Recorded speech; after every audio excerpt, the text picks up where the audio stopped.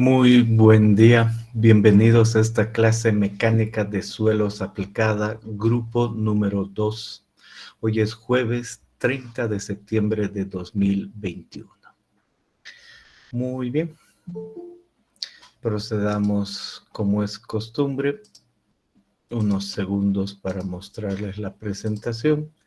Resumimos algunas cosas que sabemos y avanzamos nueva materia. Al resumir, el objetivo es muy simple: que quede claro todos los conceptos y que pregunten sobre su tarea y lo que hemos avanzado y cerrar. Bien, en ese sentido, la primera pregunta es si todos ven la presentación y oyen lo que estoy diciendo.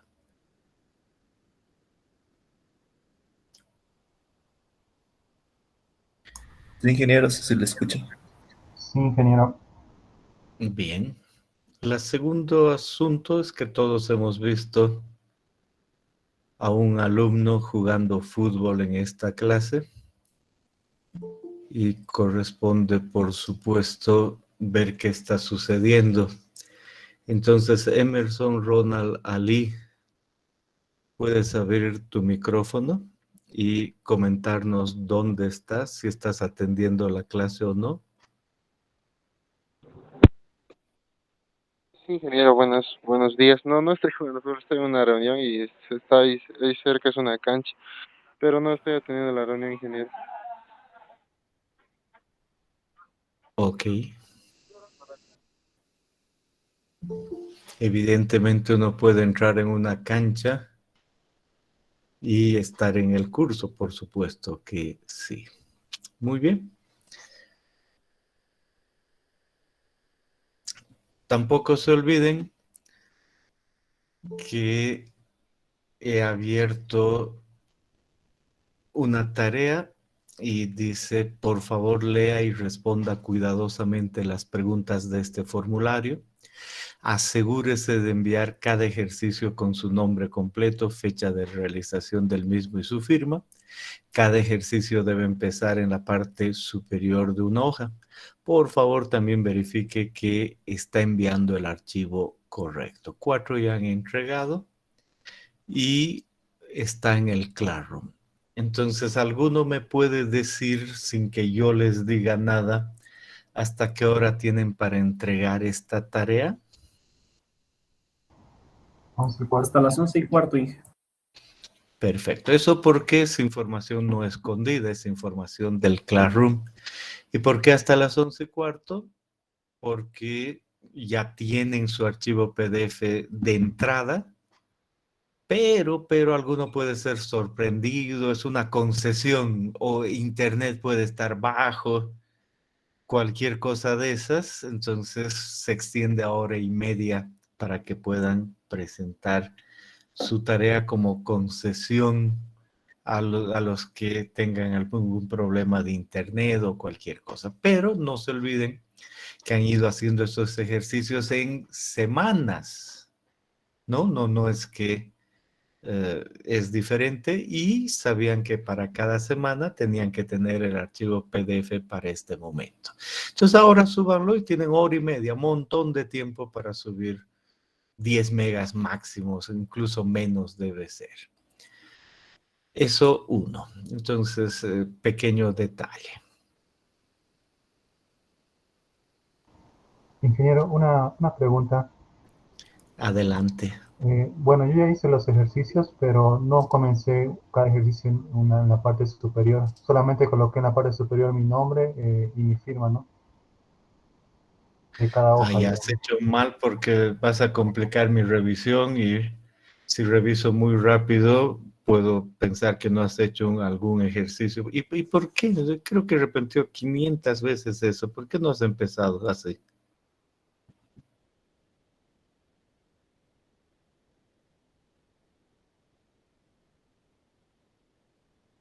Te pregunto, ¿por qué no has empezado cada ejercicio en la parte superior aparte? bueno, lo estaba haciendo continuo cada tarea, ¿no? Y no, yo pensé solamente colocar el nombre y el apellido en la parte superior de cada hoja. Bueno, entendí mal.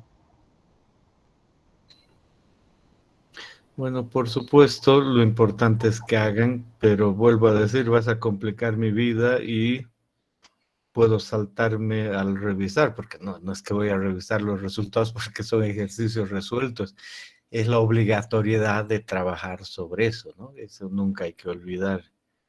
Entonces no te voy a decir que por eso está mal, pero hay jóvenes como complican mi tiempo. Ok, ¿qué otra cosa?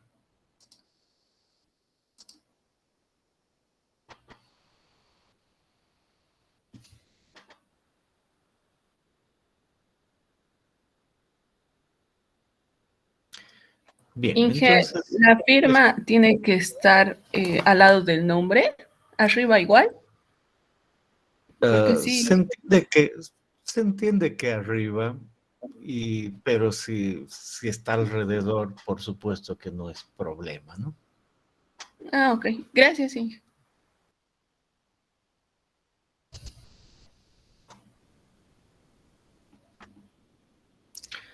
Bien,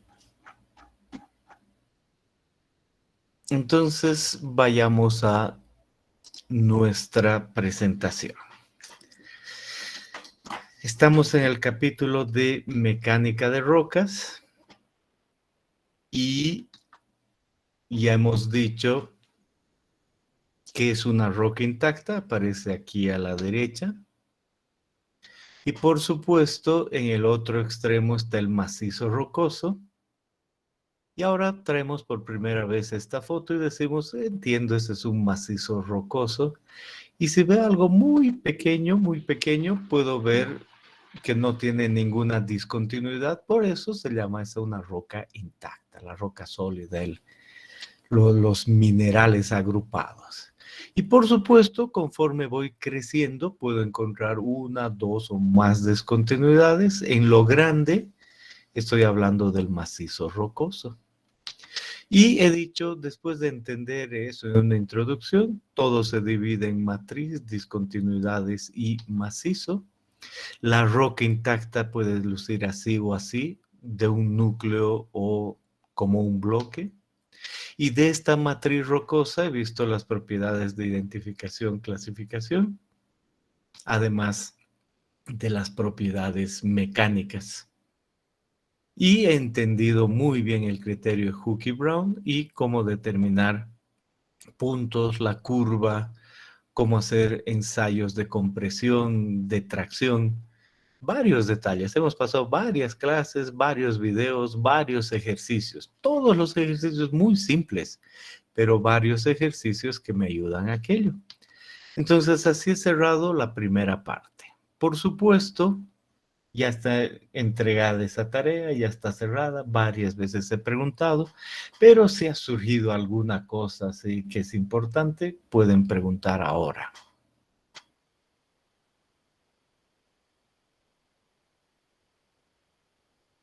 Bien. Luego hemos hablado de la estructura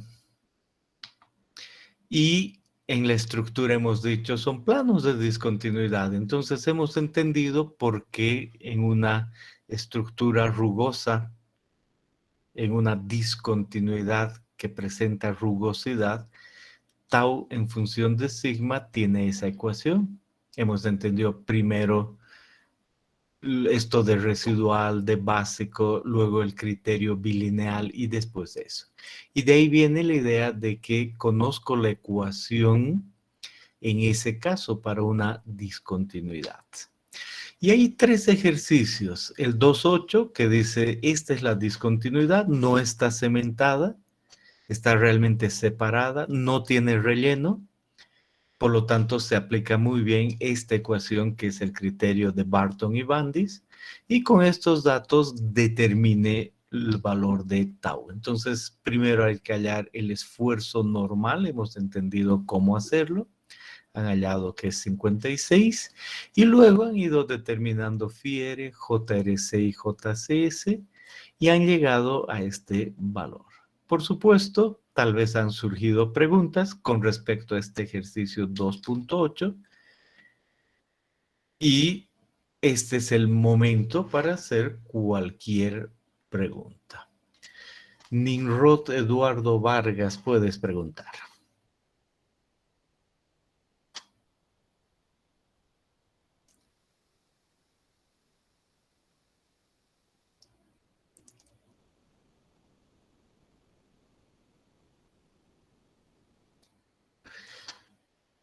Solo levantaste la mano. No estás presente. ¿Estás escuchando? Nimrod Eduardo Vargas, ¿puedes comentar?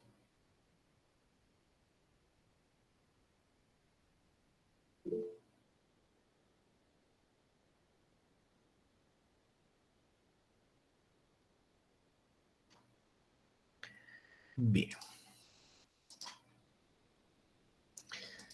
Luego han resuelto el problema 2.9. Ligeramente diferente en cuanto a lo que representa la descripción de la discontinuidad. Y en ese sentido han vuelto a hallar el esfuerzo normal. Ese valor, han usado la misma ecuación, han visto de dónde se obtiene el JRC, el valor de Fiere, todo aquello y han llegado otra vez a este valor. Y quizá ha surgido alguna pregunta. Por favor, hagan sus preguntas con relación al problema 2.9.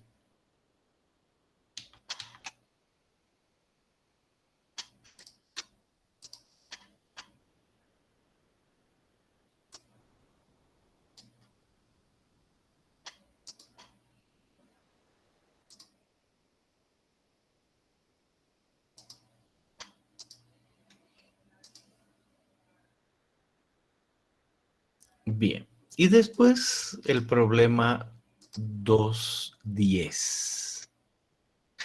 Perdón, muy importante, en el problema 2.9, la idea de que todo eso se asocia con una discontinuidad rugosa, pero sin cementación ni relleno. Y después viene el ejemplo 2.9 que dice, vamos a poner relleno ahí. Entonces, la resistencia cambia, los parámetros son otros y el valor de resistencia es diferente. Luego está el problema 2.10. ¿Cuál es la variación en el problema 2.10? La inclinación del martillo.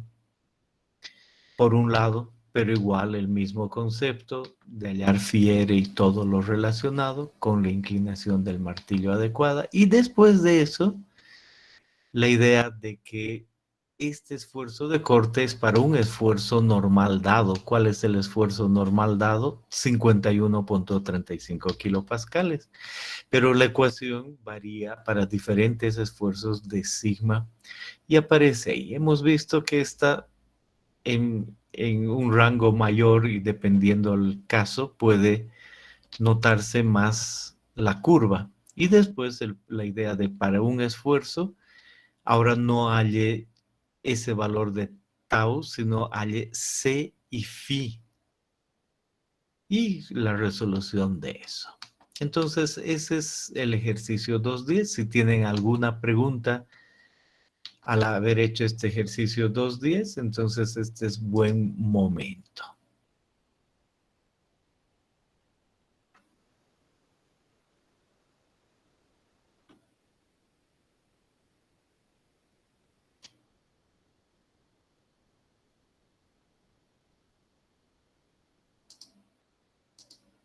Estamos listos.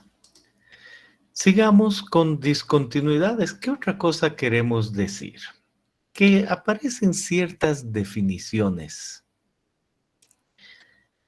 Y no las vamos a usar nosotros en este curso. No se toma examen de eso, pero sepan que existen esas definiciones y se asocian después cuando uno utiliza programas y quiere introducir características de la discontinuidad. Y una definición es la rigidez. o rigidez cortante o tangencial, KS. Y dice, el KS no es nada más que un tau entre una deformación. Y normalmente el tau pico sobre la deformación hasta ahí.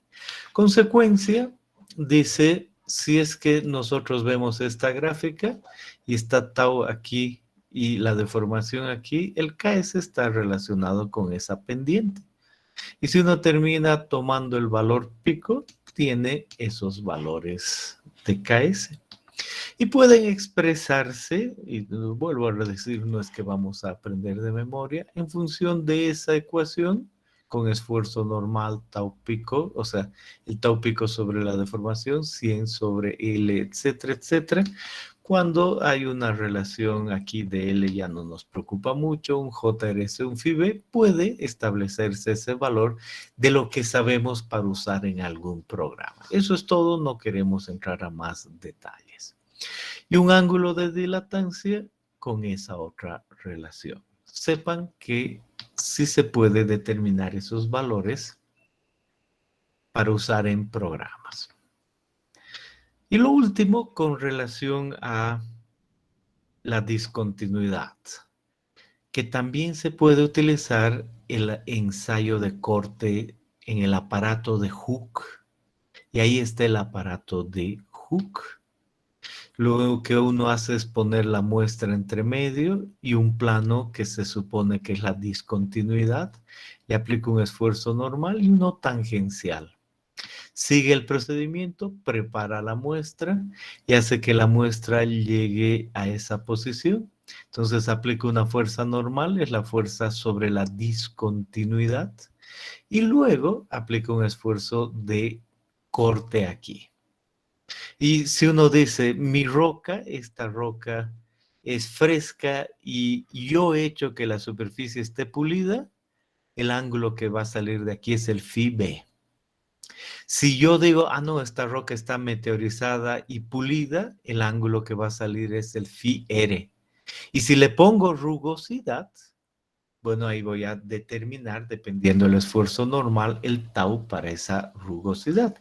Pero esa es la idea, ese es el ensayo. Entonces dice, primero hay que consolidar, es decir, aplicar un esfuerzo normal.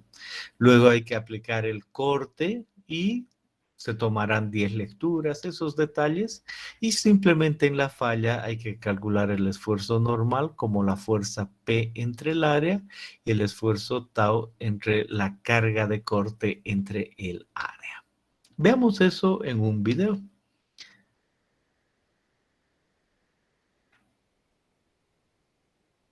Ahí dice el aparato de Hooke. Vamos a utilizar nuestro espécimen que tiene la fractura y queremos saber la resistencia al corte específicamente ahí. Por lo tanto, paso 1, hacer que coincidan, porque no me olvido, es específicamente una discontinuidad con cierta rugosidad. Por lo tanto, una es la pared superior, la otra en la inferior, y para ese caso cortar adecuadamente para que pueda entrar en el aparato de Hooke. Eso es lo que se ve ahí. Y ahí está, esa es nuestra discontinuidad en el aparato de Hooke, y la clave es que la discontinuidad sea horizontal. Entonces, se utiliza lo necesario para medir y colocar, se limpia, se le pone silicona, y después de la silicona se le aplica una pasta que debe endurecerse. Ya vamos a ver. Están las paredes, ahí está nuestro núcleo sujetado adecuadamente. Las paredes y todo con silicona alrededor. Ahí está otra vez el núcleo. Agarrar bien los tornillos. Ajustarlos es mejor palabra. Y se nota claramente cuál es nuestra discontinuidad en la cual vamos a querer ensayar. Y preparamos esa pasta para fijar nuestro núcleo adecuadamente. Si la discontinuidad es rugosa, lisa, es variable dependiendo qué quiero yo hallar en laboratorio. Entonces ahí va la pasta para que quede fijo nuestro núcleo. Eso es todo. Entonces eso se endurece. Y ha quedado fija a una caja.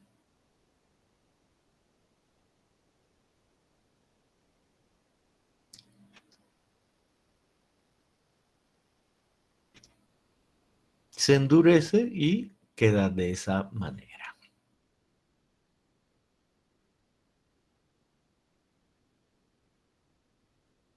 Y ahora tengo que poner la parte superior de la misma manera.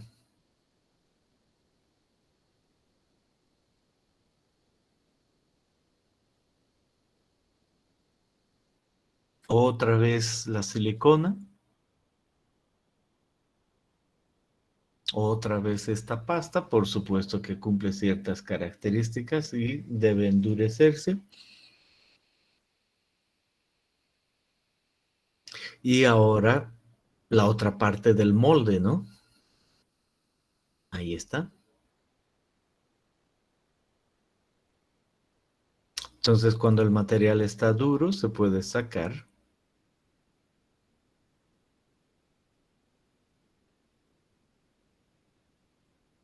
Esas porciones y ahí está lista nuestra muestra.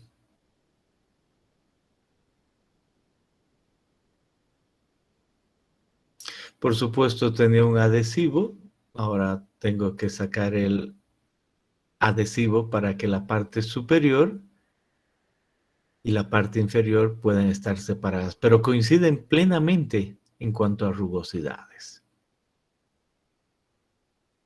Entonces ahí se está dibujando hacia qué lado va a ir el corte, la dirección de corte. Y por supuesto que hay que saber la rugosidad y ahí entra el peine de Barton para esa longitud.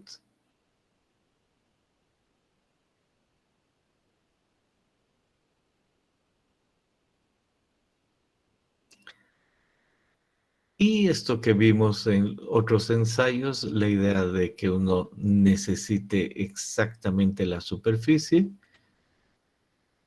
medida de esa manera. Y ahora todo es cuestión de poner en la caja de corte. Entonces la parte inferior ya se ha puesto en la caja de corte y sabemos que la parte superior coincide exactamente.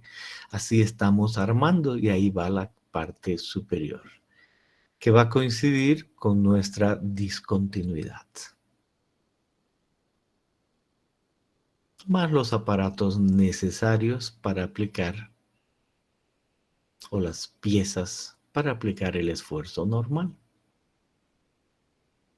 Entonces se nota que ahí hay un gato hidráulico para aplicar esfuerzo normal y otros gatos para aplicar los esfuerzos laterales.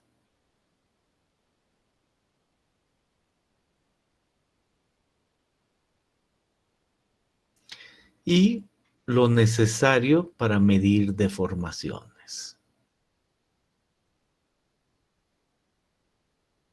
Hacia arriba, hacia abajo y lateralmente.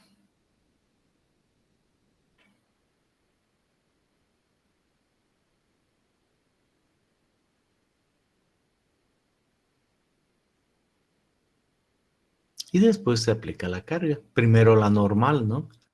Y dice 1 megapascal, 2 megapascales, 3 megapascales son los que deben ir ahí.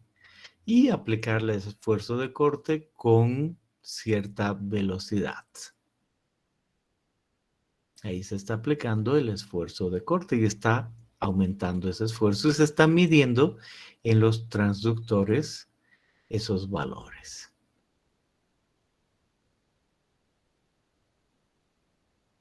Luego del ensayo, ahí se tienen las superficies y no se olviden del martillo. Y ahora sí que nos ha quedado claro por qué el martillo, ¿no? En la superficie y eso se asocia con la resistencia a la compresión. Pero en general dice, basta calcular sigma como NA, tau como T sobre A, y esos son los resultados. Claro, están yendo rápidos, pero no importa. De esa manera uno puede determinar para un cierto valor de rugosidad el esfuerzo de corte para un esfuerzo normal. Y ahí aparecen varios valores.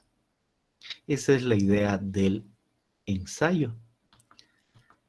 Entonces, ¿cómo registramos los resultados? Así. Veamos eso en grande y hay que tener cuidado.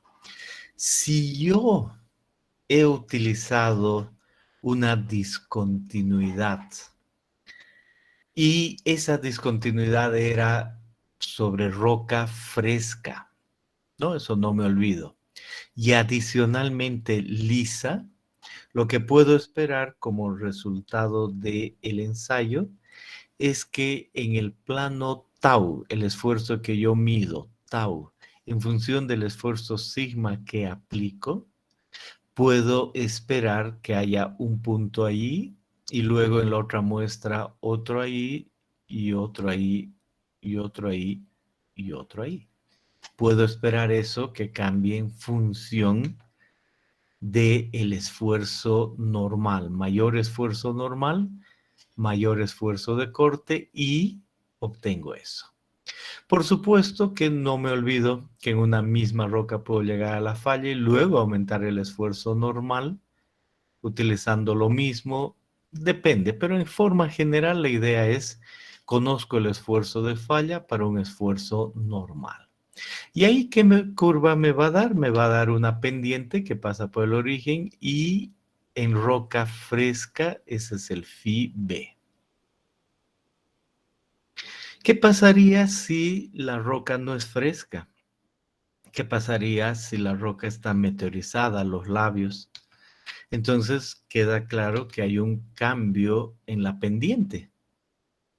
Y la pendiente también va a ser una línea recta, pero de menor pendiente. Entonces, cuando yo paso una línea que pasa por ahí, el ángulo que realmente es el residual. Y yo conozco que el ángulo residual es el phi b menos 20, ¿no? Me acuerdo de aquello, más 20 por R sobre R. Y en el ensayo he golpeado y sé cuál es ese valor de R. Y por supuesto no se ve, pero también sé el valor de R. Entonces tengo la relación. Paso 1. Eso puedo hacer en este corte. Paso 2. Puedo yo, y es lo que hemos visto en el dibujo, determinar otros valores y poner rugosidad. Entonces, al poner una rugosidad o al introducir una roca con rugosidad, igual voy a obtener ciertos puntos en la falla. Y esos puntos van a representar puntos que aparezcan en una curva de ese estilo, por ejemplo. Y digo, he determinado esta relación, es muy, muy clara, de tau en función de sigma del laboratorio. Y yo sé que esa ecuación es tau igual a sigma por la tangente del ángulo R más JRC, de acuerdo a lo que es esta discontinuidad, por el logaritmo del JCS dividido entre sigma. Yo conozco esa ecuación, pero la estoy midiendo en laboratorio, ¿no? Eso queda claro. Y por supuesto, puede ya romperse toda la roca y quedar totalmente lisa, entonces entiendo que en alguna circunstancia puedo yo llegar ahí y esta curva va a ser paralela a esa.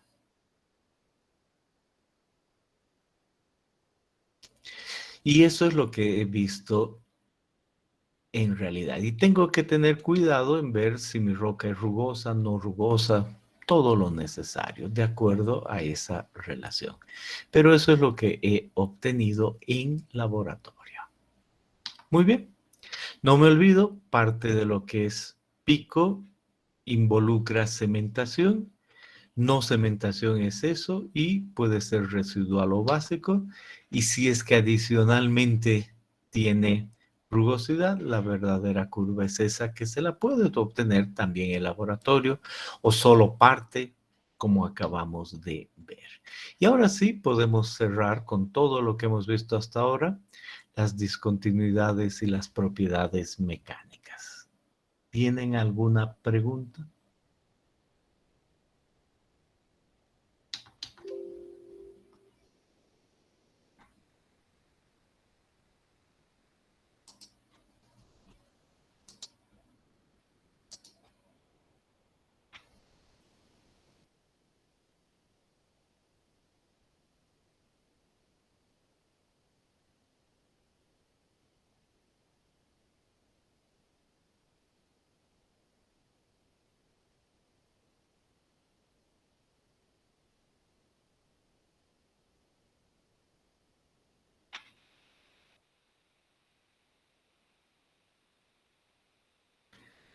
Bien, está muy claro.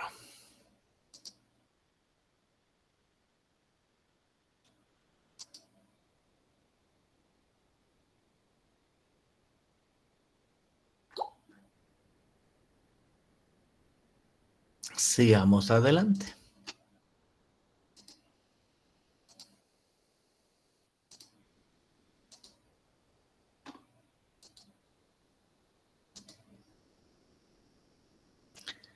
Vayamos ahora a ver macizos.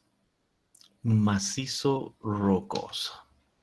¿Y qué queremos hacer en el macizo? Ver primero la clasificación y luego recién las propiedades mecánicas.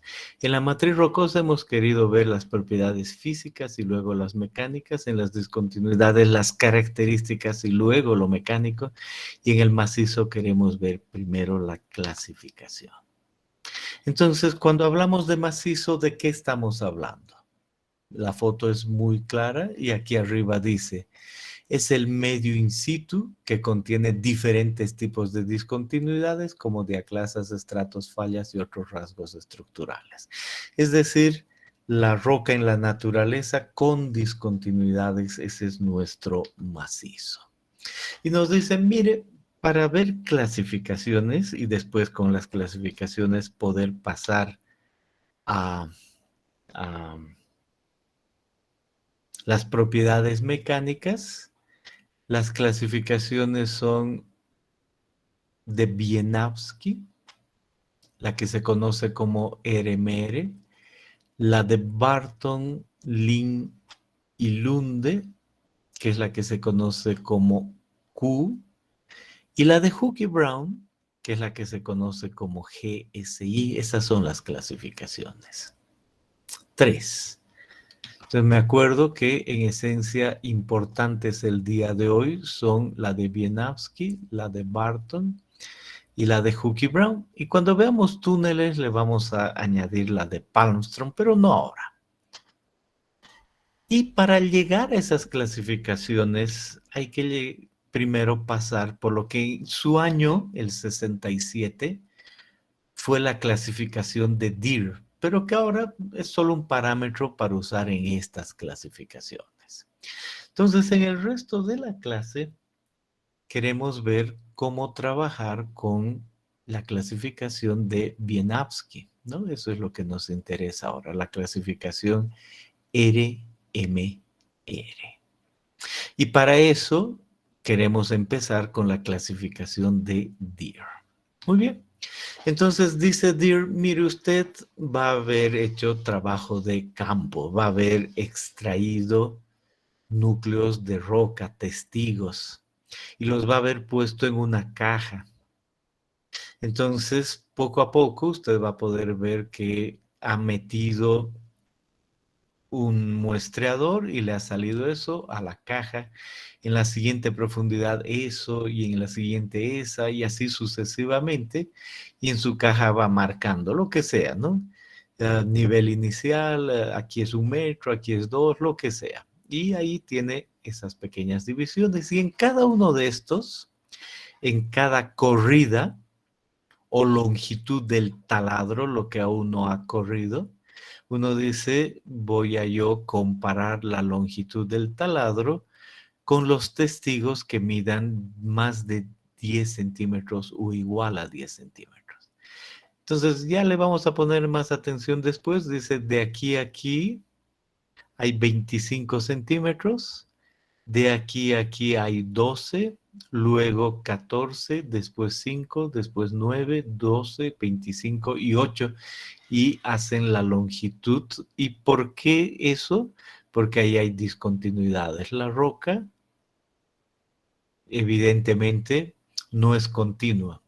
Entonces, de ahí viene que debo sumar los testigos mayores de 10 centímetros. Y empiezo y digo, ¿cuáles son mayores a 10 centímetros? 25, 12, 14, 12, 25. Y hay unos que no son.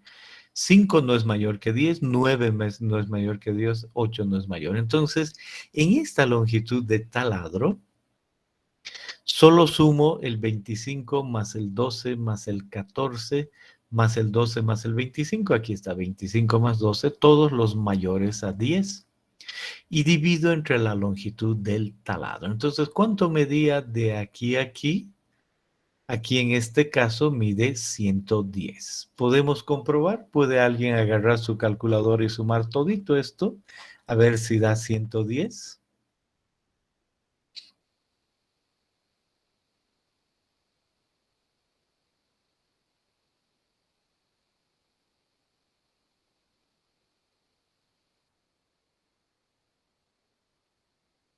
Y después avisarme.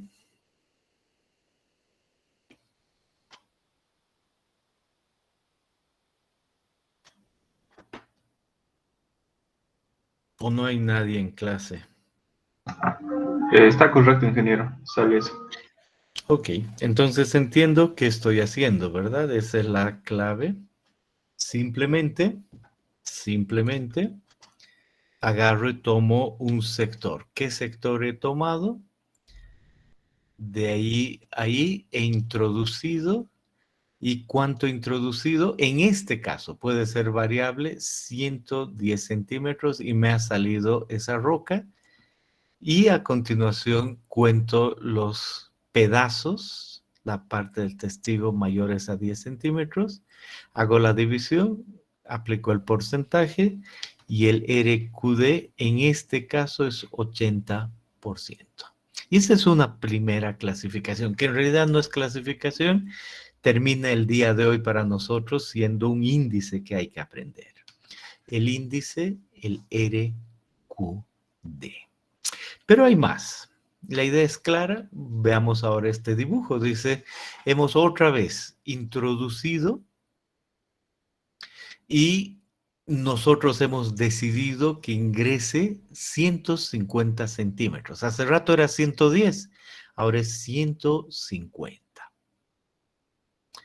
Y decimos, de eso ha salido pedazos más grandes y algunos totalmente deshechos. Y al unir otra vez esto, esos desechos ya no se los ve. Entonces uno dice, ¿cuánto realmente he recuperado?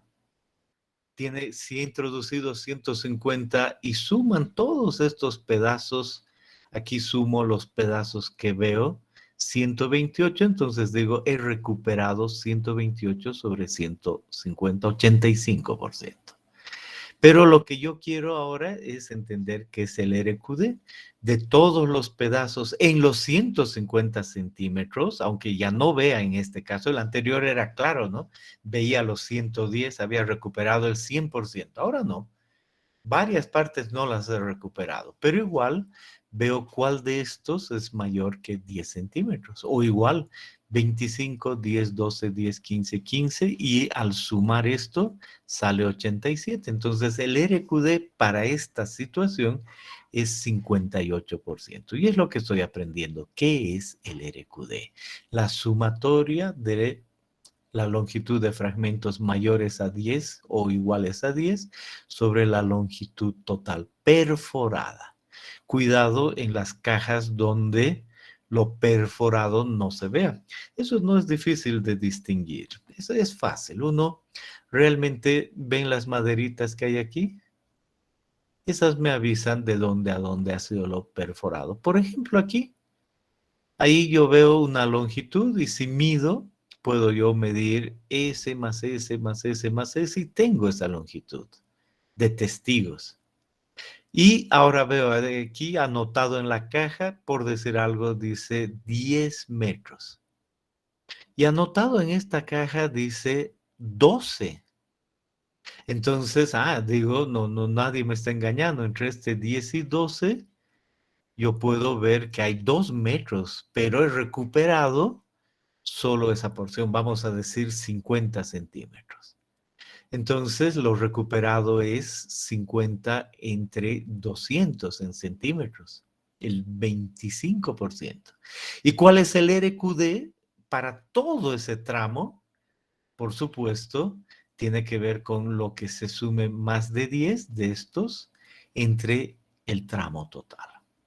Uno ahí puede tomar decisiones y dice, no, el resto que no he recuperado es otra roca, entonces otro RQD. De este estratito, el RQD es con relación a eso, entonces uno toma para eso. No importa. Lo importante es que uno entienda cómo se calcula el RQD, qué es la recuperación y qué es el RQD. Preguntas hasta acá.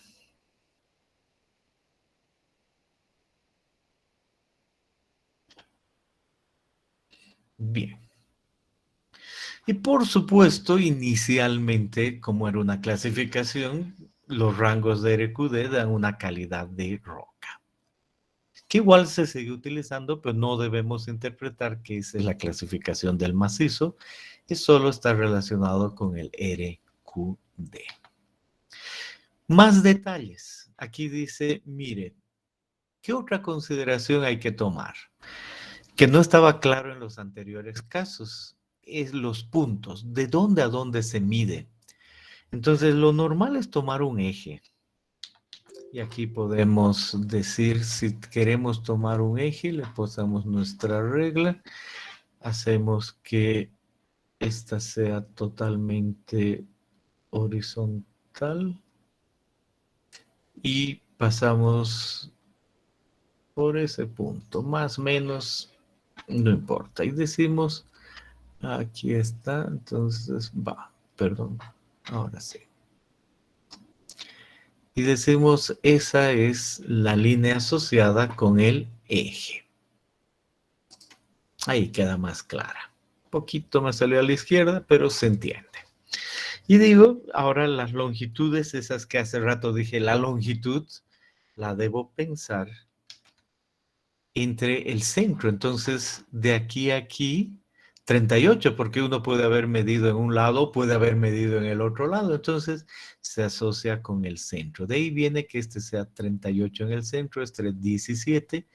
Y aquí hay otros detalles. Entonces, uno dice, a ver, entre este y este siguiente punto, pues ninguna pieza mayor a 10 centímetros. Y aquí digo, ¿y esta cosa cómo va a influir? Entonces digo, bueno, esa es una partición justo en el eje, por lo tanto entiendo que debo medir un poquito a un lado en ese sentido. De ahí eso. Decisiones que uno toma al medir, a veces le cuesta, pero después uno decide y no hay problema. Y aquí aparece algo más y dice, esta de aquí resulta que es fruto de la perforación. Por eso ha salido así. Se nota que no es una discontinuidad como el resto de los casos. Entonces, pues esta no la considero y mido de ahí a ahí. ¿No? Esa es básicamente la idea. O esto puede explicarse de esa manera. Veo en este núcleo, en lo que he sacado, evidentemente varias discontinuidades, pero se nota claramente que estas que van perpendicular son fracturas inducidas. Entonces, no miro esas longitudes de fractura inducida. Eso no me olvido. Otro detalle. Por supuesto que si yo tengo ese macizo rocoso y veo la estratificación, por citar algo ahí, y exactamente empiezo mi perforación ahí y bajo hasta ahí, el RQD de este macizo va a ser 100. El mismo macizo, en este otro sentido, va a tener un RQD menor a 100. Entonces, ojo con aquello. Por supuesto que la dirección en la que yo entre va a cambiar mi RQD. Entonces, ¿cuál puede ser el menor? El mayor va a ser paralelo a esto y el menor va a ser perpendicular. De ahí viene que cuando uno pueda ordenar una inspección y una perforación y sepa que la discontinuidad principal tiene esa o esa forma, pues realmente busque la manera de darle un ángulo y obtenga este RQD y está tranquilo y sabe que puede variar. Pero el RQD es eso, ¿no? Medir la longitud de fragmentos mayores a 10. Pero de eso hay que ser consciente. Bien, hasta ahí estamos tranquilos, entendemos lo que es el RQD. Vuelvo aquí porque ahí está la esencia del RQD con todos los detalles y les pregunto, ¿hay algún detalle, alguna pregunta que deseen hacer hasta acá? ¿Alguna pregunta, algún detalle que deseen saber?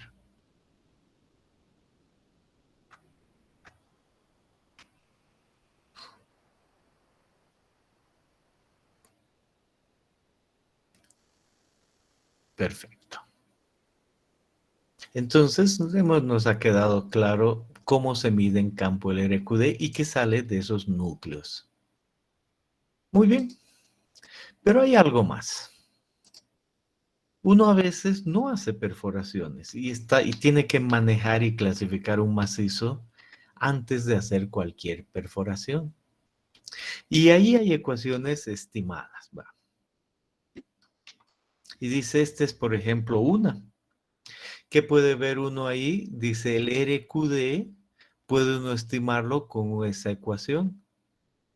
Y dice, esta ecuación está asociada con un autor, alguien, Palmström, el 2005, ha dicho el RQD que sea función de un valor JB, sin haber hecho las perforaciones.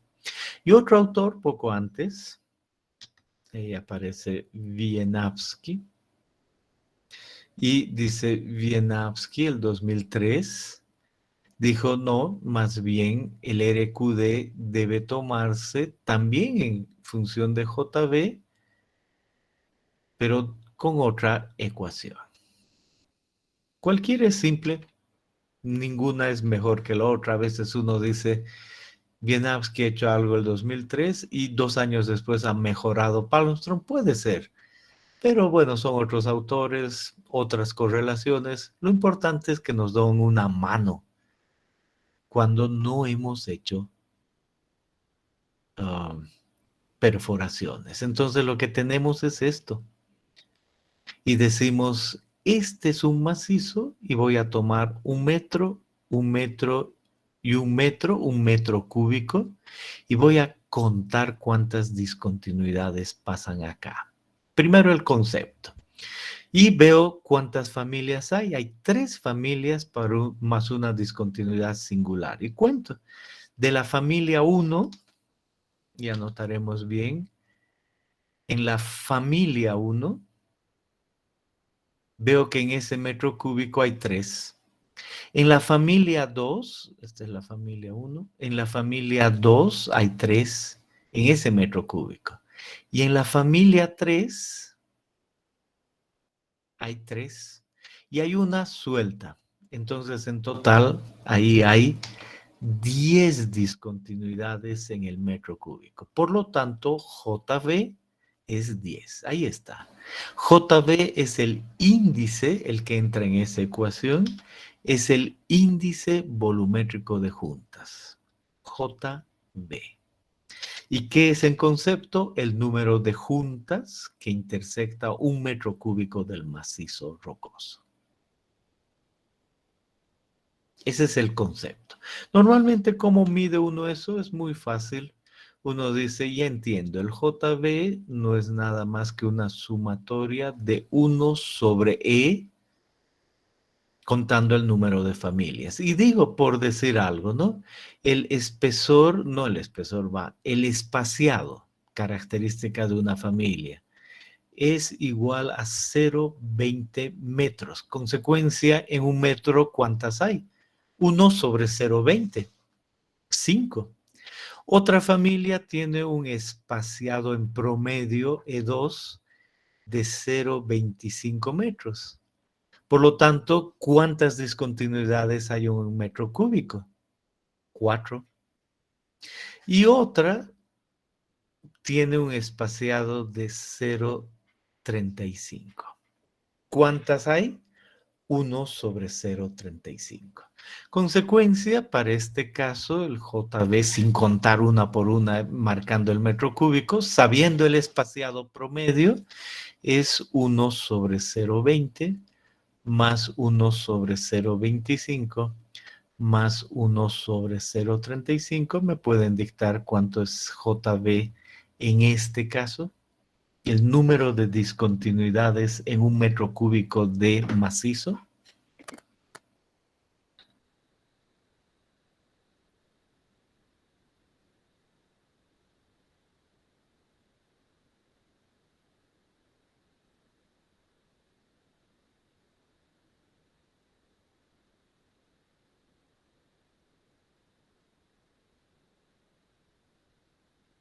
¿Cuánto sale ese valor?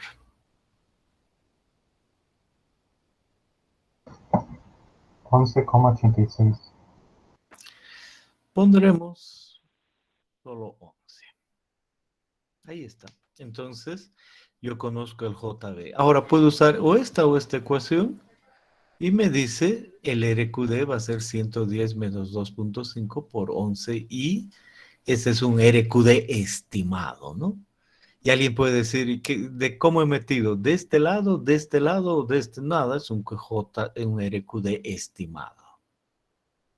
Eso es todo. Pero sí se puede estimar el RQD solo viendo las discontinuidades y los espaciados. Este es un concepto.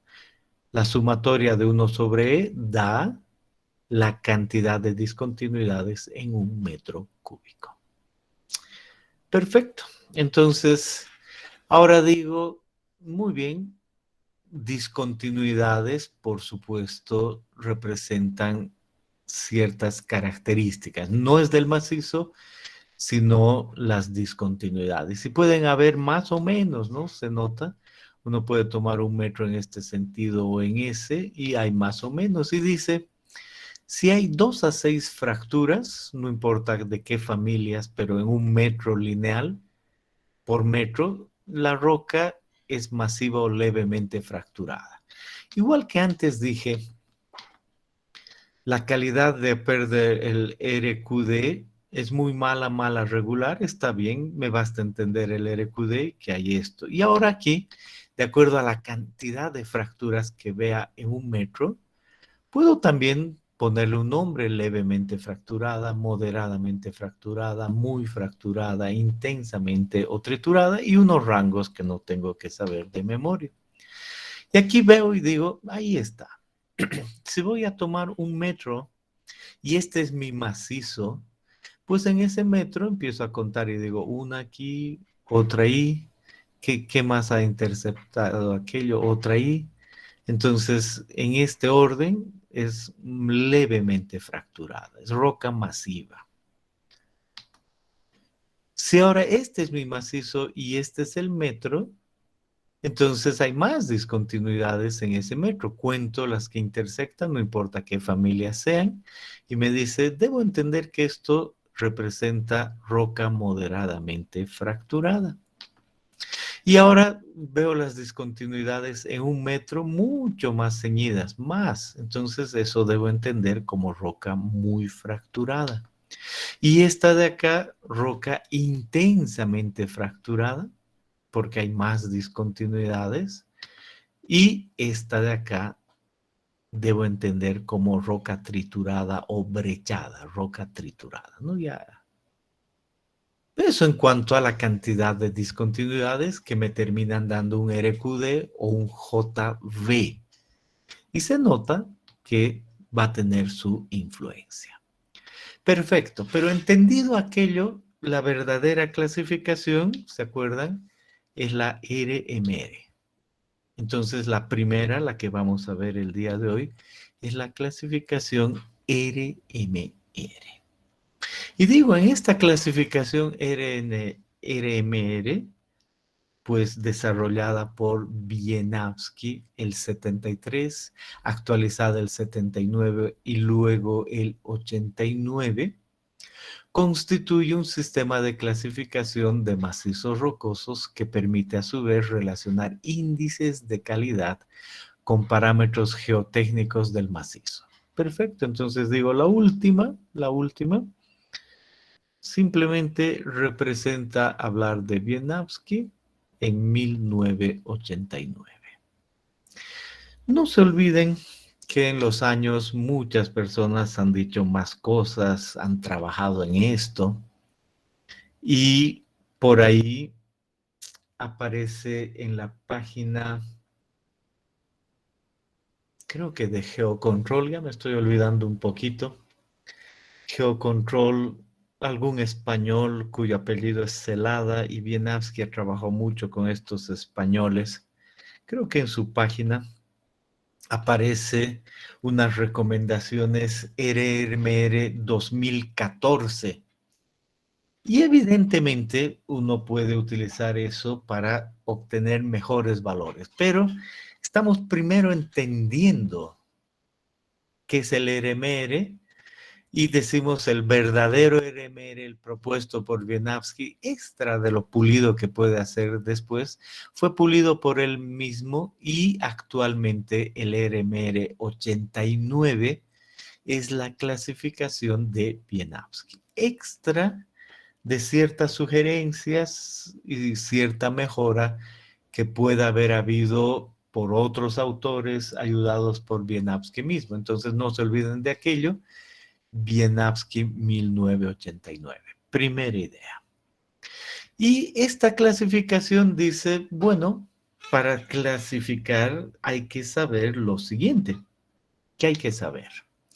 Hay que saber la resistencia uniaxial. A ver, vamos a poner esto mejor. La resistencia uniaxial es lo primero que hay que saber. Entonces, anotamos resistencia uniaxial. ¿De qué? De la matriz.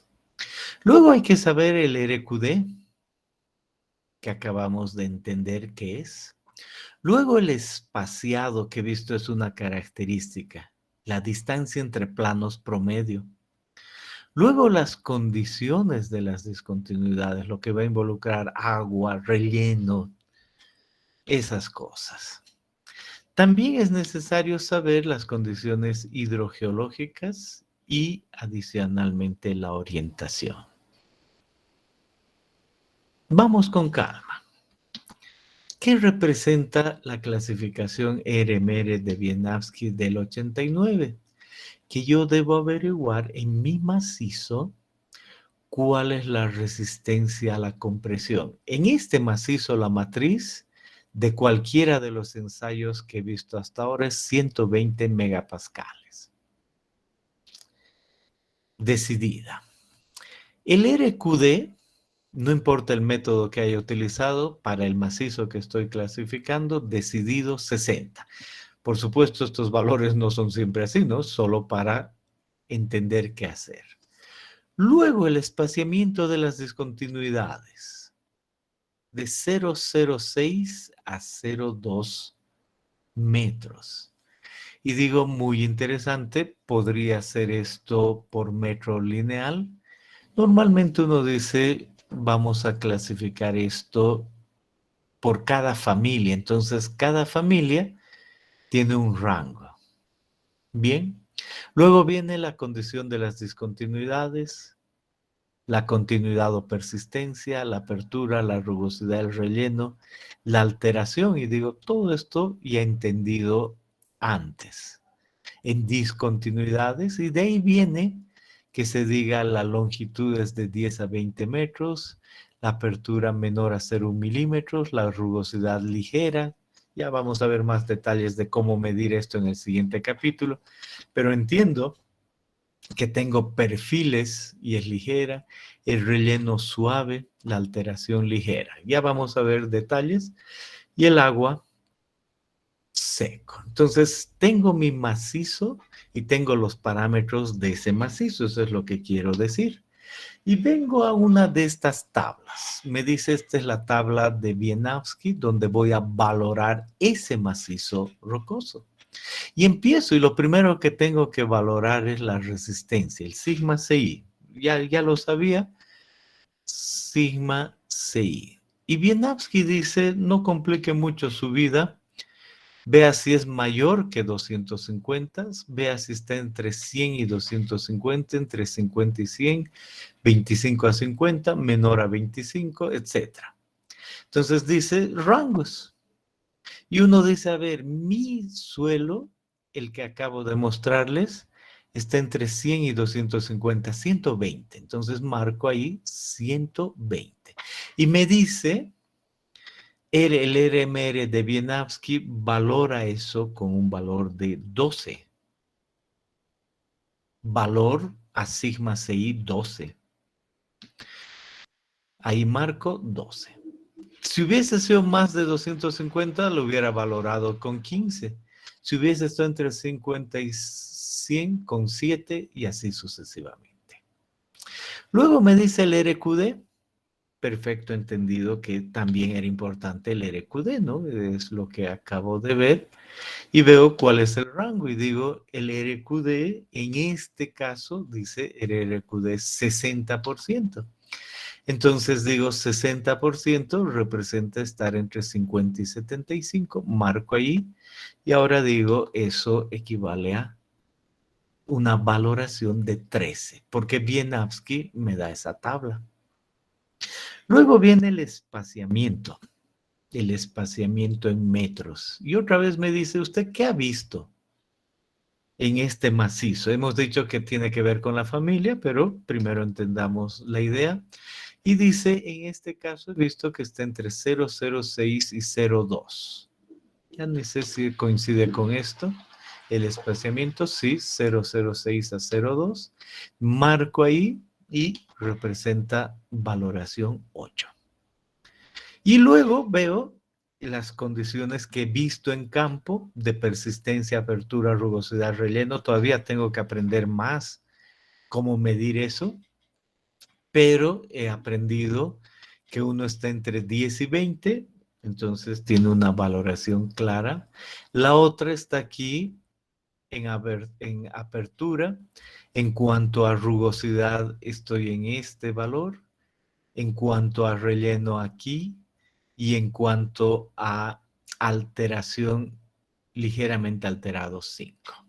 En los últimos he marcado la idea de qué es, pero estoy marcando simplemente la valoración de acuerdo a lo que he visto en campo. Y todavía me falta un capítulo, el siguiente, para ver exactamente cómo caer esas categorías. Pero entre tanto, ya entiendo que es fácil caer esas categorías y que puedo tener una valoración. Y finalmente me dice el agua.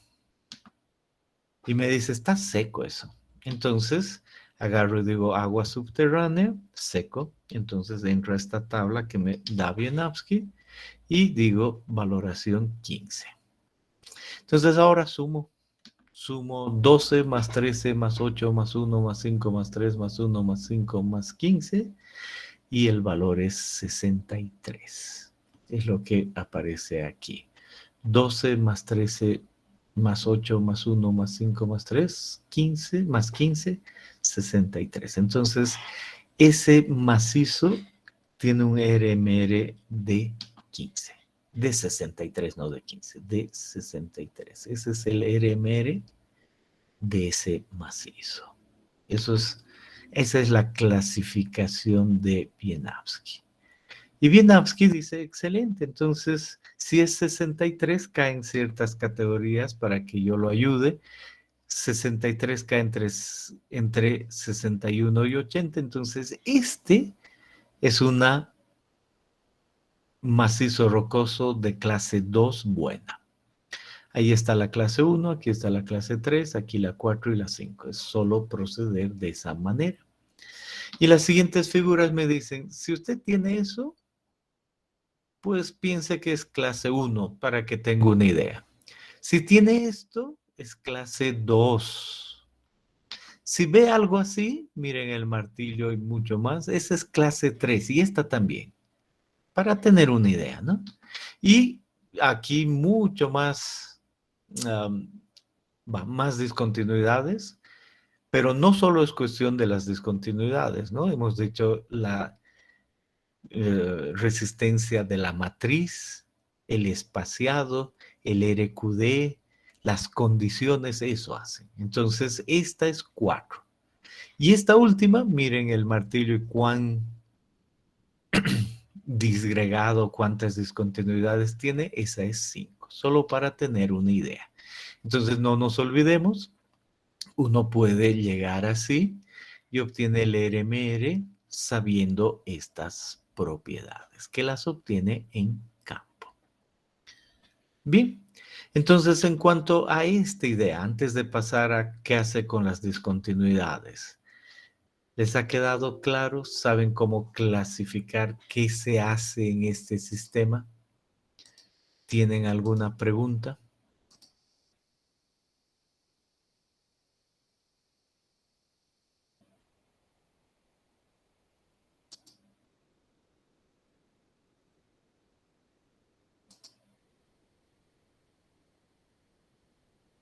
Bien.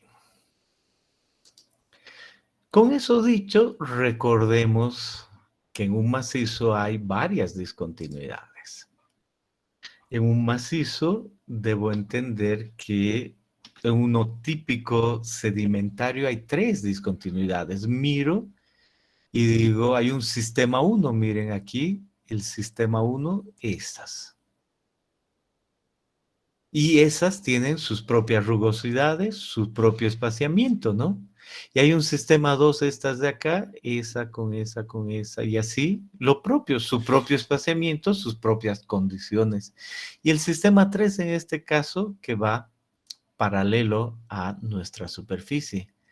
Entonces uno dice, bueno, el RMR que involucra estas características, normalmente involucra hallar por cada uno de las familias. Entonces, el rato en que yo voy a averiguar lo que me decía, ¿no? ¿Se acuerdan? El espaciamiento, la apertura, la rugosidad, la persistencia y el relleno debe ser de cada una. Si aquí encuentro una familia 1, digo, entre este y este, eso es espaciamiento, distancia entre uno y otro. Obviamente, el promedio. Luego, para esa misma familia, es esa, veo la apertura, aquí está, y va a variar para las otras. Adicionalmente, cada cara aquí, y aquí está mostrando otra cara, la rugosidad. Ya he entendido muy bien eso de rugosidad cuando he visto discontinuidades. Y luego la persistencia, aquí hay una y tiene una longitud, es promedio, pero de cada una. Y aquí está el relleno, si hay relleno en cada discontinuidad. Entonces hay que ver aquello y medir claramente cuál es el espaciado, la persistencia.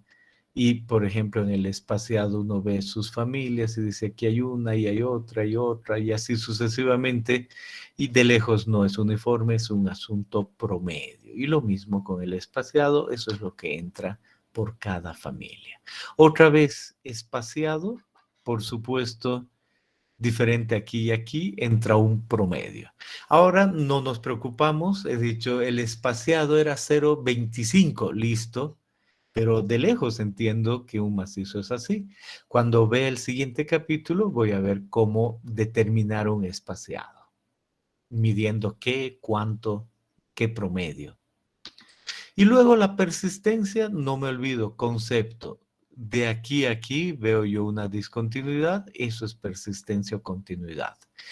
Veo otra discontinuidad de aquí hasta aquí, eso es la longitud o persistencia. Otra aquí, otra ahí, dependiendo las familias. Entonces entiendo que eso es lo que entra en promedio de cada familia. Y aquí ni qué decir, veo esto rugoso, sí, veo el fondo y veo esto ligeramente rugoso. Ahora solo entiendo que puedo hacer esa clasificación, entiendo que voy a usar peines de Barton y otros perfiles para llegar a eso, ¿no? De hecho, el ejercicio 2.9, el que ya han hecho, está relacionado con ya esos términos, pero eso es para la siguiente. Ahora solo entendamos que eso entra en la clasificación. Y la abertura, lo propio, la distancia que hay entre los labios de una discontinuidad, que puede ser variable, más lejos, más cerca, pero ya vamos a ver cómo se mide. Y el relleno, este es un relleno, lo propio. A eso se refiere lo que entra aquí. Y este es un tipo de relleno y aquí otro tipo. Uno ve claramente que ahí ha caído y se nota, ¿no? La arcilla, el espesor que hay ahí. Entonces, a eso se refiere el tener relleno y eso es lo que entra en la clasificación cuando hemos hablado de persistencia, apertura, rugosidad, relleno y alteración, que lo tengo que entender ahora en cuanto a concepto y cómo medir, en qué longitudes, qué promedio sacar es el que viene en el siguiente capítulo. Muy bien. Esto más. Por supuesto, esas tablas pueden variar. La que les he mostrado y han entendido es una. En otro libro dice la tabla es esta.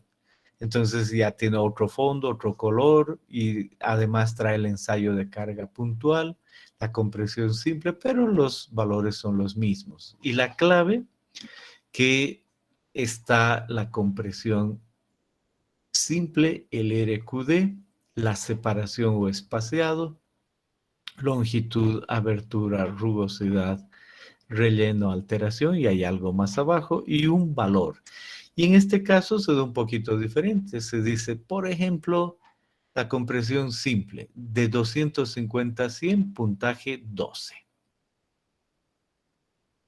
Pero igual uno va sumando lo necesario, es lo mismo.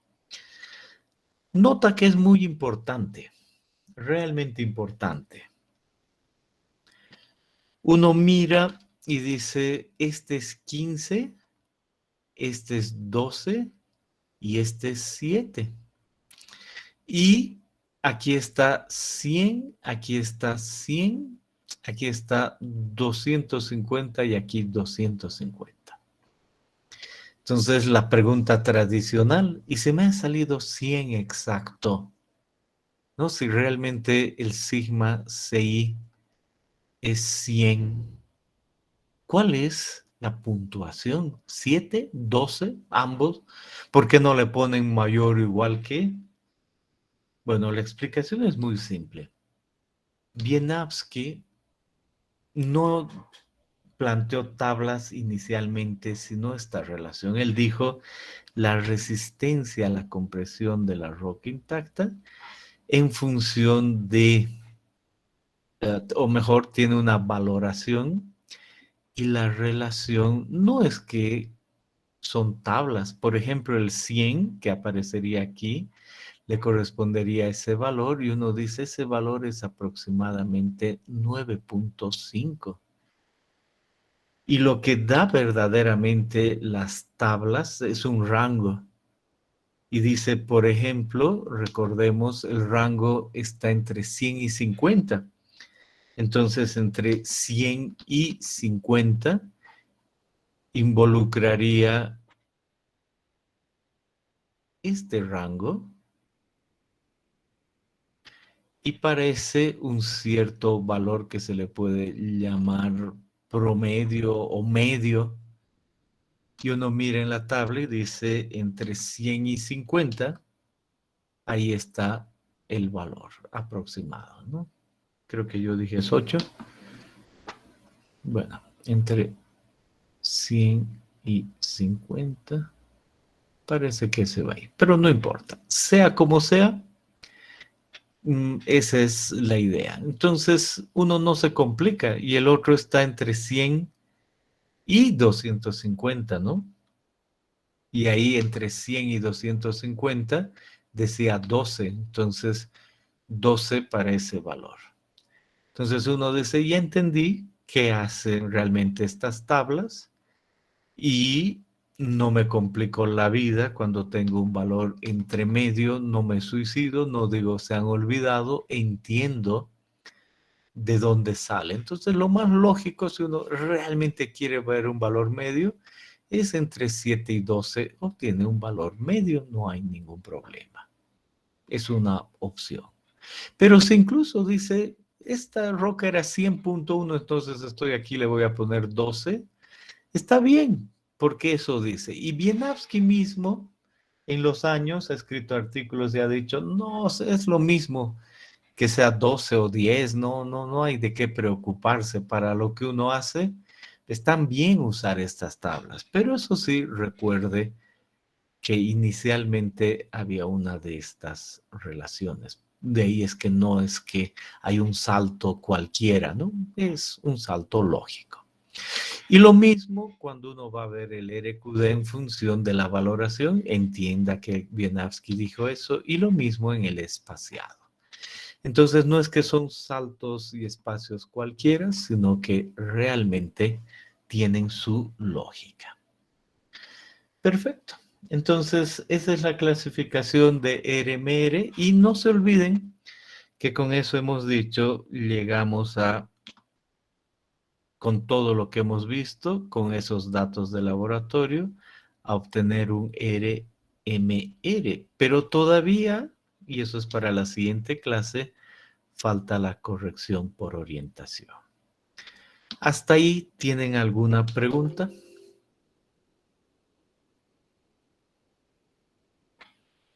Perfecto. Ahí cerramos. Vámonos tranquilos. No se olviden. Oh, ya queda un minuto nomás para que entreguen su tarea.